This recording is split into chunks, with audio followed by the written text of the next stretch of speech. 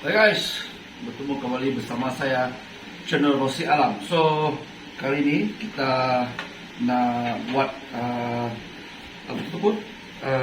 cara-cara macam mana nak buat kasam ikan kaloi. So hari ini kita nak buat kasam kaloi campur dengan daun kepayang guys. So inilah rupanya daun kepayang yang dimana dari hutan punya guys. So saya beli di Tamu tadi guys. So udah cukup fresh. So daun kepayang nih guys tak perlu banyak.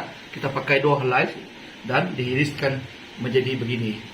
So ini ada sekilo ikan kaloi, ikan sungai, dan kita juga menggunakan beras kampung ataupun beras ibang cakap. So beras ini adalah beras dari Kampung Nyelam, di mana diberi sahabat saya bernama Linggi.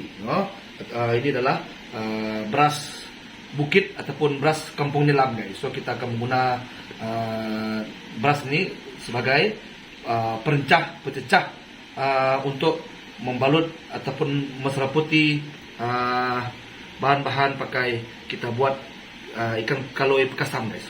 So mula-mula kita akan masakkan kita punya beras iban nih guys. Kita kena masakkan dahulu guys. Kita punya beras iban menjadi golden color. So untuk masak nih guys, kita jangan menggunakan minyak, biar dia kering begitu saja. Oke, kita tumis dia saja, tumis dia begitu.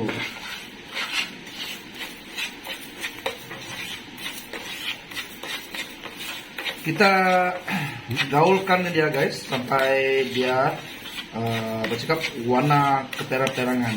So beras ini juga dicampur saya dengan menggunakan beras mamut juga guys. So beras putih sama beras hitam.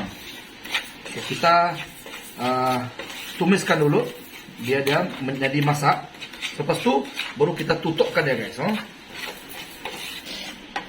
So kita kacaukan dia guys biar dia menjadi warna keterang-terangan guys. Oke, untuk sementara kita menunggu kita punya beras keterangan guys. So ikan kaloi ini guys kena tapis dahulu guys. So saya menapis ikan kaloi ini selama 2 jam. So biar ada begitu, tengok air dia guys. Kita mesti tapiskan dia betul-betul sampai dia tidak air. So kita kena tapiskan ikan kaloi ini sampai sampai kering guys. So biar jadi begini, biar dia rupa dia kekeringan guys. So kita punya beras hampir keperangan guys, tapi jangan terlalu hangus guys.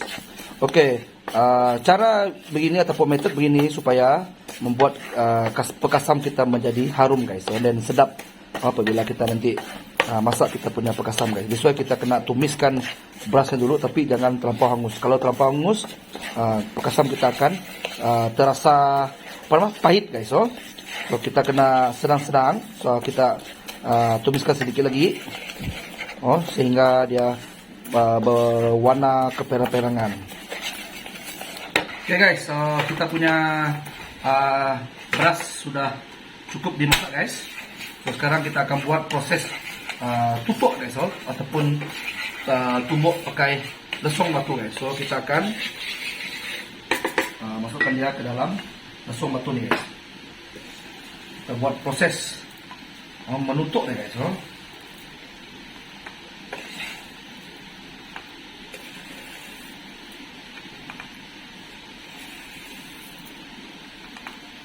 Oke, setengah lagi kita simpan. So kita akan tutup nih guys.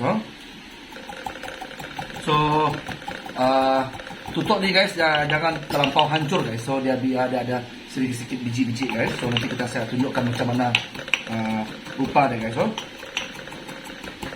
kita tumbuk dia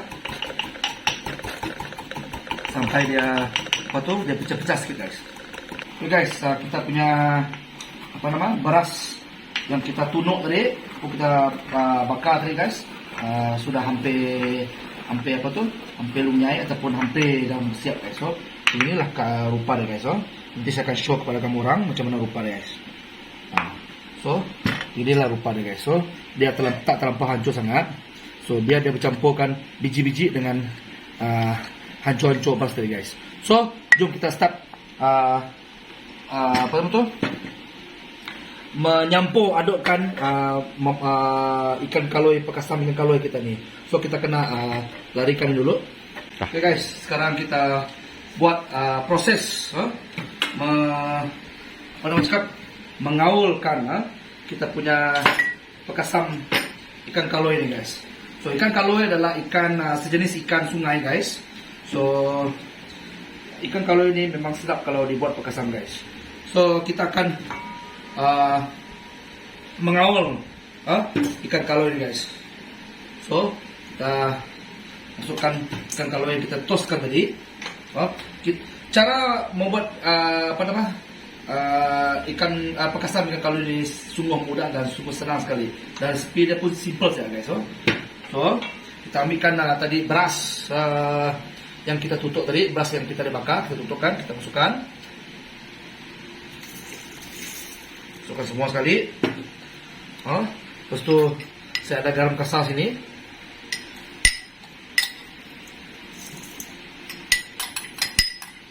Lepas tu dicampurkan dengan garam Himalaya. Himalaya ni ada warna kemerahan sikit. Jom tengok sini. So campur sedikit, jangan campur masin lah. Okay, cukup. And then last kali adalah kita ada daun kepayang tadi guys. So saya ambil 2 helai daun kepayang. So dia punya tulang-tulang ataupun dadahan tadi saya buangkan. So saya ambil daunnya saya guys. So kita campur saya dalam sini. Campur saya semua guys. Then barulah kita buat proses dia punya gaul ataupun kacau-kacaukan dia sampai dia sebati guys. Baru kita masukkan, sebelum tu kita kena gaulkan dia dengan sebati, dan baru kita masukkan ke dalam balang-balang. So kita gaul lama-lama mungkin ya guys. Biar semua rempah-rempah tadi bercampur aduk dengan isi ikan kaloi tadi guys. So supaya garam kita tadi, beras tadi dan daun kepayang ni supaya masuk ke dalam isi ikan kaloi kita ni guys. So kita biarkan dia gaul selama mungkin dalam 10 minit ataupun 15 minit supaya dia betul-betul masuk ke dalam isi, dan sebelum kita masukkan ikan kaloi ini ataupun kita memeram ikan kaloi ini di dalam balang guys. Kita gaulkan pekasam ikan kaloi ini dengan daun kepayang ni, biarnya sampai daun kepayang ni dia menjadi layu-kelayukan. So nampaknya kita hampir selesai guys. Kita akan masukkan ikan kaloi kita ni ke dalam balang kaca ni guys. So kita akan padat-padat ke dalam guys. So kita masukkan, mula kita masukkan daunnya terdahulu guys. Kita masukkan daun dulu. Make sure kalau kamu buat pekasam ni guys, kalau boleh jangan sentuh pakai tangan, takut nanti dia tak jadi guys. Jangan sentuh sekali pakai tangan. Untuk menghindari pembiakan bakteria selepas ni, sebab kita akan mengunci ketatkan tudung balang kita ni dengan ketat-ketat. Lepas tu kita selotepkan dia supaya tidak ada proses bakterianya hidup ataupun nanti dia akan bulat guys. So kita kena berhati-hati ini guys. So kita kena padat-padatkan dia guys. Kita sumbatkan, habiskan, dan setengah kita musihkan, setengah kita masukkan daun kepayang ni juga guys. So jangan biarkan, kita kena masukkan daun kepayang ni guys. Kita masukkan, sumbatkan dia penuh-penuh. Masukkan juga daun kepayang. Dan kita masukkan lagi ikan. Lepas tu kalau dia tak cukup, kita cari selebihnya balang lagi guys. Sebab saya tidak mempunyai balang besar, saya pakai balang kecil. So nanti selebihnya kita akan masukkan pakai balang yang lain guys. So yang bela-bela nih guys, kita kena masukkan juga guys, dia punya mixture nih guys, masuk ke dalamnya, biar dia padat guys. Yang ini lepas ini kita akan masukkan ke balang lain. So yang ini kita kuncikan dia dengan ketak-ketak guys. So inilah rupa pekasam ikan kaloi campur dengan daun kepayang. Inilah rupa dia pekasam ikan kaloi. Sorry, nama betul dia pekasam ikan kaloi bersama dengan beras iban campur dengan daun kepayang. Okay, so kita ketak-ketakkan dan kita biarkan makin lama dia makin sedap guys. So makin lama dia makin sedap. So kita biarkan dari selama 2 minggu ke 1 bulan guys. Baru boleh kita makan, baru dia masak guys. Okay guys, stay tune. So kepada yang belum subscribe, sila subscribe, share, like, comment. Hope to see you guys in my next video. Dan terima kasih kerana menonton video bagaimana cara-cara semua pekasam ikan kaloi ataupun ikan sungai ini. Terima kasih kerana anda telah menonton video ini sampai ke penghujungan. So, stay tune guys. Hope to see you guys in my next video. Ciao, bye bye.